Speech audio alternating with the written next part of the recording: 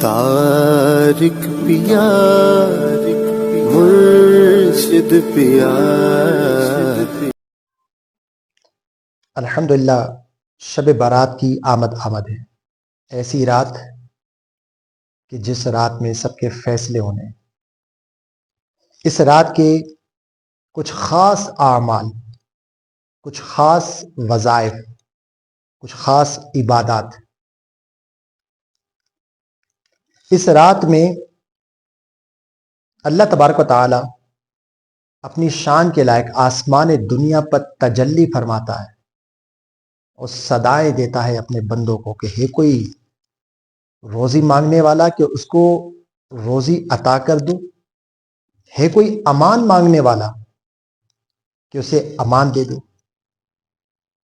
حدیث پاک میں آتا ہے کہ یہ صدائیں من جانب اللہ، اس رحمتوں والے، اس کرم والے، اس فضل والے رب کی طرف سے غروب آفتاب سے شروع ہوتی ہیں اور طلوع سحر تک، طلوع فجر تک یہ صدائیں جاری رہتی ہیں اور بندوں کو بار بار رب کی رحمت پکار رہتی کہ ہے کوئی مانگنے والا تو اس کو عطا کر دوں، ہے کوئی مجھ سے مانگنے والا اس کو دے دوں. ایسی برکتوں والی رات کہ جس رات میں سال بھر کے فیصلے ہو جانے ہیں. کس کے نصیب میں کیا کامیابی آنے والی ہے، کس کے نصیب سے کون سا غم دور ہونے والا ہے، کون اس سال میں کس سعادت مندی کی منزل کو پا لے گا، کون ناکامیوں سے نکل آئے گا. اس رات میں فیصلے ہونے ہیں. اور یہ ایسا نہیں کہ فیصلے رب تعالیٰ کی طرف سے نازل ہوں گے، بلکہ رب تعالیٰ کی رحمت تو صدائیں دے رہی ہے کہ ہے کوئی مانگنے والا تو اسے عطا کر دوں. اگر ہم پریشان ہیں، اگر ہمارے گھر میں تنگ دستیوں نے، بیماریوں نے یا کسی بھی قسم کے بلا نے ہمارے گھر کا رخ کر لیا ہے، ڈیرا ڈال لیا ہے، اس برکتوں والی رات میں، اس سعادت مندی کی رات میں گویا کہ اپنا نصیب آپ خود لکھ لیں، رب کی بارگاہ میں سر بس سجود ہو جائیں، رو رو کر دعائیں مانگ لیں، اپنے رب کو منا لیں، اپنے رب سے بھیک مانگ لیں، اپنے رب سے دعا مانگ لیں، اپنے لیے، اپنی ذات کے لیے، اپنے اہل و عیال کے لیے.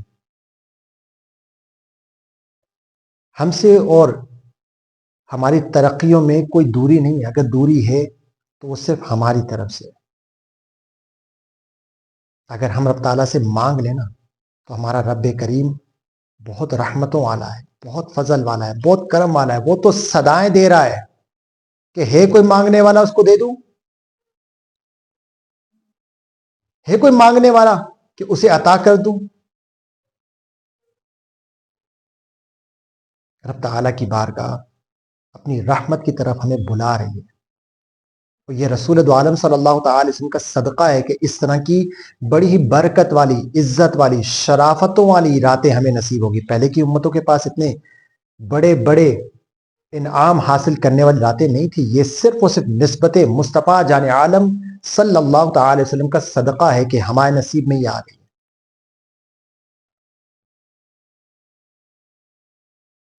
ہمیں چاہیے کہ ہم اس رات کو صحیح معنوں میں کما لیں، اپنا نصیب اپنے ہاتھوں سے لکھ لیں. اس رات میں رب کی بارگاہ میں سر بس سجود ہو جائے،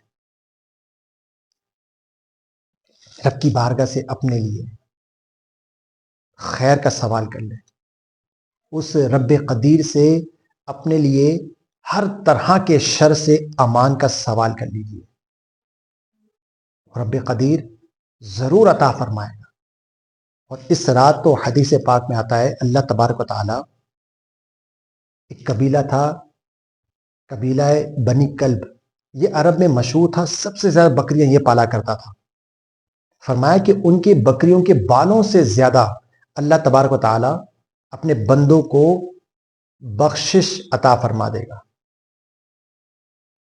لیکن کچھ لوگ ہیں کہ جو اس رات میں بھی محروم ہوں گے، اور وہ حقیقتاً محروم ہی ہوں گے جو اس رات بھی محروم رہیں گے. ایک وہ جو صاحب ایمان نہیں، اس کو بخشش نہیں دی جائے گی. اور ذرا اپنے آپ کو جھنجھوڑیے گا. یہ نفس اور شیطان ہمیں اس طرف آنے نہیں دیں گے. لیکن یاد رکھیے کہ اس رات میں اس شخص کی بھی بخشش نہیں ہوگی کہ جو اپنے کسی مسلمان بھائی کا جس نے حق تلف کیا ہو یا اس سے ناراض ہے بلا عذر شرعی. امام اہل سنت امام احمد رضا خان فاضل بریلی رحمۃ اللہ تعالیٰ نے آپ فرماتے ہیں کہ ہم باقاعدہ اہتمام کیا کرتے تھے کہ شب برات کے آنے سے پہلے پہلے جو ناراض ہے، جس نے کسی کا حق تلف کیا ہوا ہے، وہ معافی تلافی کا معاملہ کر لے، حقوق کی ادائیگی کر لے، تاکہ شب برات جب رب تعالیٰ کی رحمتیں جھوم جھوم کر ہم پر برسیں اور بخشش کے پروانے دیے جائیں، بشارتیں دی جائیں، اس وقت وہ محروم نہ رہ جائے. اسی طرح اس رات میں کچھ خاص اعمال بھی ہیں، اور ایسے اعمال کے جو مجرد ترین ہیں، ہمارے تجربے میں رہے. ہم نے آگے کئی سارے دوستوں کو، اپنے مریدین کو، اپنے مریضوں کو، اپنے شاگردوں کو دیے، اور جیسا ہم نے میاں حضور دامت برکاتہم العالیہ سے اس کی برکتیں سنی ہیں، بالکل ایسا ہی ہم نے اس کا نظارہ بھی کیا ہے. چند اعمال بڑے مختصر آپ کو ہم بتائے دیتے ہیں، اگر کر لیں گے تو آپ بھی اس کی برکتیں سمیٹیں گے. اور صدقہ جاریہ کی نیت سے اپنے مسلمان بھائی کی خیر خواہی کے لیے، اس پیغام کو آگے سے آگے اللہ کے لیے، اللہ کے رسول کی رضا کو حاصل کرنے کے لیے، خیر خواہی مسلمین کی نیت سے اس پیغام کو آگے بڑھائیں. نفس و شیطان یہ آپ کو نہیں کرنے دے گا. آپ کے لیے نیکیوں کا ذخیرہ اکٹھا کرنے میں یہ آپ کو رکاوٹ بن جائے گا. لیکن خود بھی نیکیاں کرنے کا ذہن بنائیں اور اس نیکی کی دعوت کو آگے بڑھنے کے لیے کمر بستہ ہمیشہ رہیے. نہ جانے آپ کی وجہ سے ہمارا کوئی مسلمان بھائی کوئی پریشان حال، اس کی پریشانی دور ہو جائے، اس کی بھی تنگدستی دور ہو جائے، اس کے گھروں میں جو غموں نے ڈیرا ڈال رکھا ہے وہ ختم ہو جائے. ہم بڑوں سے کہاوت سنا کرتے تھے، کر بھلا تو ہو بھلا.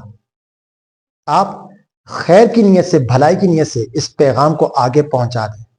آپ بھلے کا اہتمام کر دیجئے، رب تعالیٰ آپ کے لیے بھلا فرما دے گا. ہم بھی خیر کی نیت سے آپ تک ہمارے مرشد کریم دامہ ظلہ کا دیا ہوا اجازت یافتہ یہ عمل، یہ نسخہ آپ تک پہنچا رہے ہیں کہ آپ کو بھی خیر مل جائے.